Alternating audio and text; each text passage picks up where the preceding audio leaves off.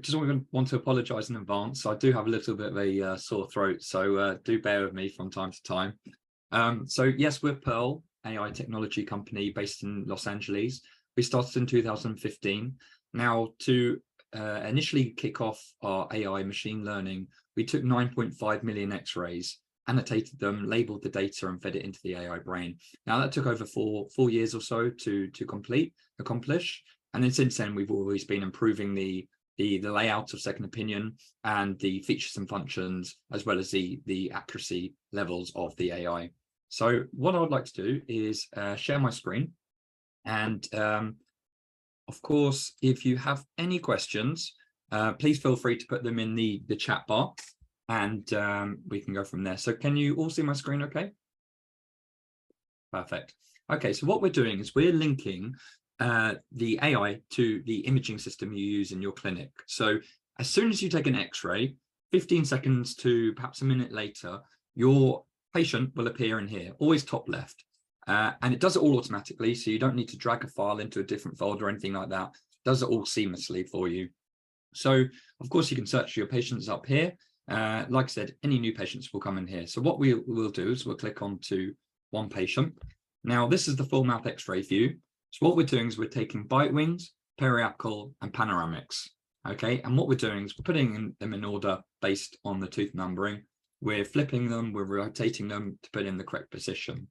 Now, what you'll see are these little circles, and that's the fact that the AI's alluded to the fact that it's detected something within that X-ray. So if we click on this one, what we're instantly getting is the information from the AI pointing our attention of where to look for the important parts of the radiograph. So we're going from looking at the X-rays originally like this, and we will have those days where we're busy, we're tired, we're distracted. We might be very focused on this one, for example, or just in general, we miss things from time to time. You know, it happens to the best of clinicians, the most experienced clinicians. We will miss things from time to time. So this is the AI working with you. And I really, really do stress that word with, working with you to make sure that less slips through the net. So therefore, we're detecting more, and we're able to put forward better treatment plans for our patients. So I talk about, and I know Dr. Carl Stanley, as well as you mentioned there, Kate, he talks a lot about the consistency. Not only do we have inconsistencies with other clinicians, we can also have inconsistencies with ourselves.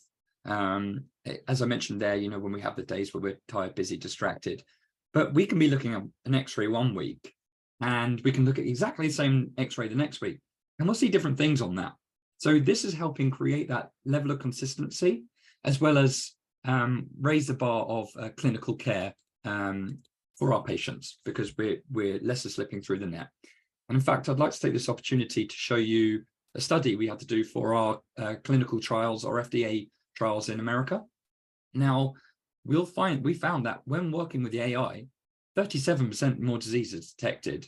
So how important is that? That the fact that we're detecting more, again, I go back to the point of we're able to have that better level of and better standard of care for our patients.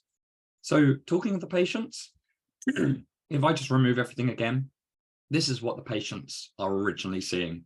Okay, gray, black, and white. Now, the people on the call here, you guys might have 2, 5, 10, 15, 20 years experience of looking at X-rays, but the patient, they have 0. So when trying to explain to the patient sometimes what we're seeing and why we want to treat something can be a little bit difficult, because, well, there's the trust elements. There's certain things you hear in the media about dentists perhaps, you know, taking money off of patients or incorrect treatments, for example.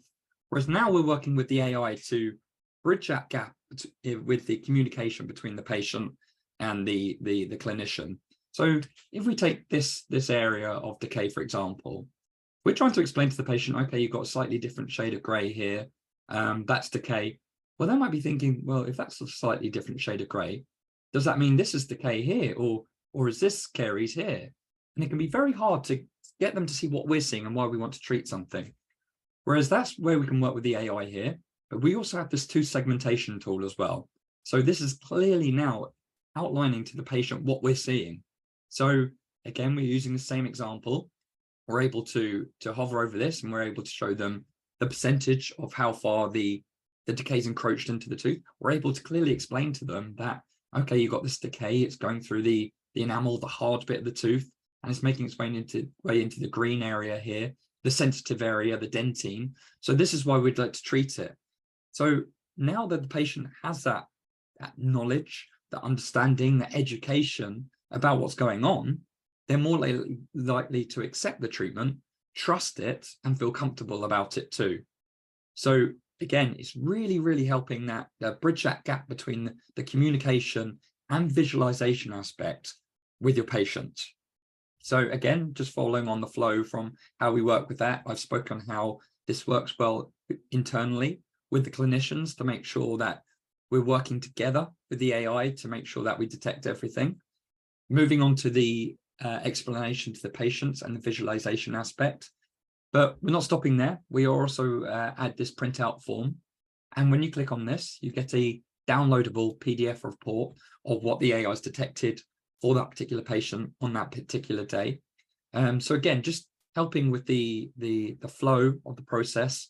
And of course, you can print this out, you can email it to them, you can put on their patient file, whatever you may need to do with that. So just the final thing I'd like to touch on, and it kind of goes back to the first point of the clinical point of view of using this. This is called second opinion for a reason. You are always, always, always the first opinion. Whether you agree with something or whether you don't, is completely up to you. Whether you want to treat something or not, is completely up to you. Now, it's a very straightforward application to use. We have this list of features and functions. We're highlighting what we detect in terms of the calculus, caries, notable margin, periapical radiolucency, as well as the non-pathogens like fillings, crowns, etc. But we also have this edit tool here. And this is going back to my point of if you don't necessarily agree with something. So of course you can just ignore it. It's completely up to you. You can remove it as well. That does remove it from the report as well. On the flip side, if you needed to add a detection or something, you can do. So again, the power is always in your hands, whether you need to treat something, whether you don't want to, or whether you want to add something or not. Now, in terms of the accuracy levels of the AI or the confidence levels, we're about 93%. Okay, so you do still need to work with the AI. Again, I'll come back to this study we did. You do still need to work with the AI, but when you do, you'll find that both when working with the AI, the dentist is better, and when the dentist is working with the AI is better, if that makes sense. So there might be the odd occasion, of course, because it's 93%, that depending on the quality of the X-ray, so it might be blurry, might be fuzzy, there might be a scratch on the sensor, for example. So I might highlight something strange here, for example. There's nothing there. Like I said, you can ignore it, you can remove it, you can do whatever you like with that. So that's essentially second opinion in a nutshell. Very straightforward to use, very easy to relay the information to your patients. Just the final thing which I'll touch on is the fact that I haven't shown you a panoramic yet. So we'll just go on to the patient here and click on this. Now for panoramics, we detect caries. As you can see here, it's showing the percentage breakdown of the decay. And we also detect periapical radiolucency as well. Of course, we still do have the two segmentation as well, which is a very, very powerful visualization tool for the patients. Now, that is essentially it. I would love to answer any questions you may have, and what your thoughts are on the AI technology as well.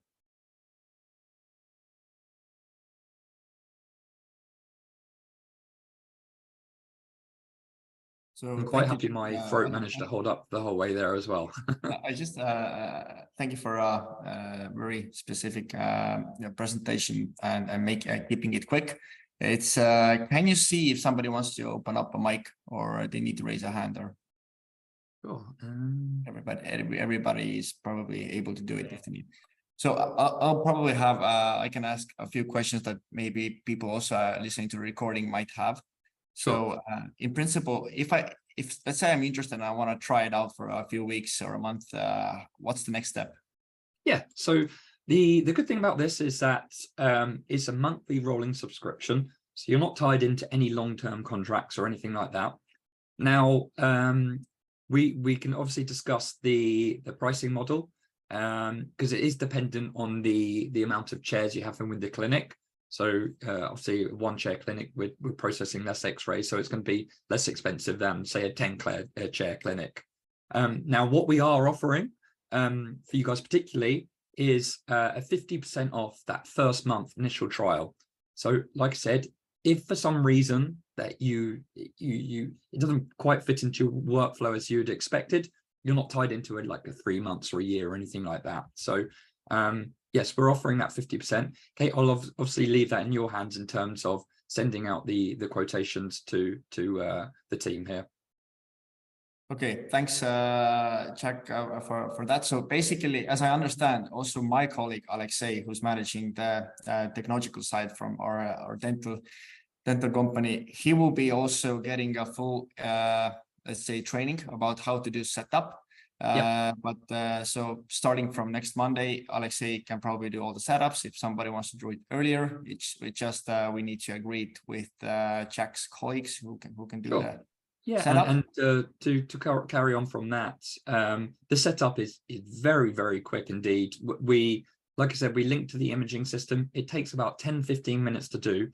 Now, although we're linking to the imaging system, we're not touching the imaging system itself exactly. So we're not disrupting the workflow of your day during the installation. Now, again, this is a standalone application, so it will go into your imaging system. It will go into second opinion. Now, the good thing about this is that you can access it on a web browser. So that means you can open it on any computer within your clinic, and you can have multiple users using it at exactly the same time within the clinic. So it's a one subscription model for the whole of the clinic, basically. I'm sorry, I didn't want to disturb. Sorry. So basically, my question was: let's say my clinic has 4 chairs. So I'll have the pricing option for 4 chairs. But correct, if I have more computers, actually I can log in with 7 computers, or it's still 4 computers. Even if you had 7 computers, 10 computers, whatever, it would still be based on that 4-chair clinic.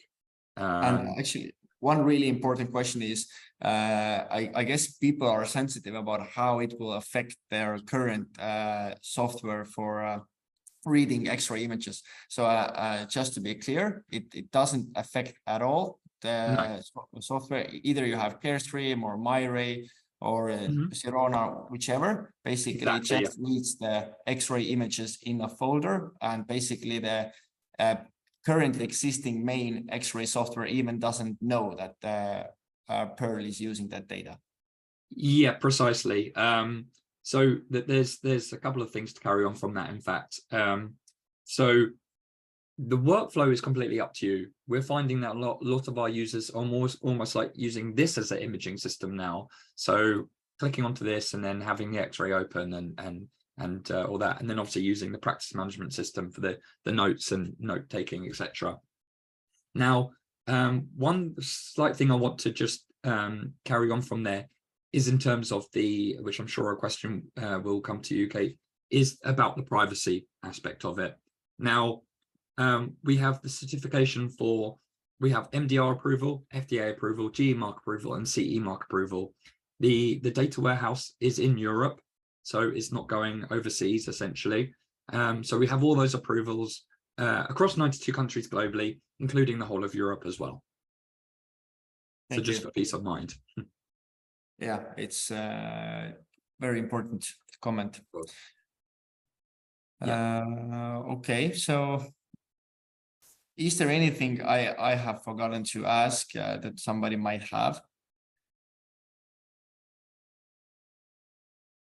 So it seems that there are currently no more comments, but so either way, we're going to be available for any of you who would like to start. I was also glad to hear from Jack this generous offer, because when we discussed about having this webinar a few weeks ago, then it was also a good surprise for me. So okay.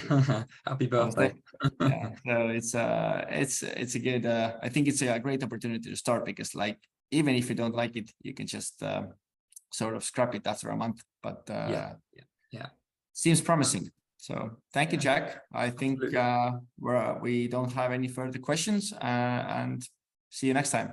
Yeah, of course. And of course, if you have any further questions from anyone who's watched the recording, or if anyone here has some questions they want to fire over an email over to Kate, and we'll be happy to answer that for you.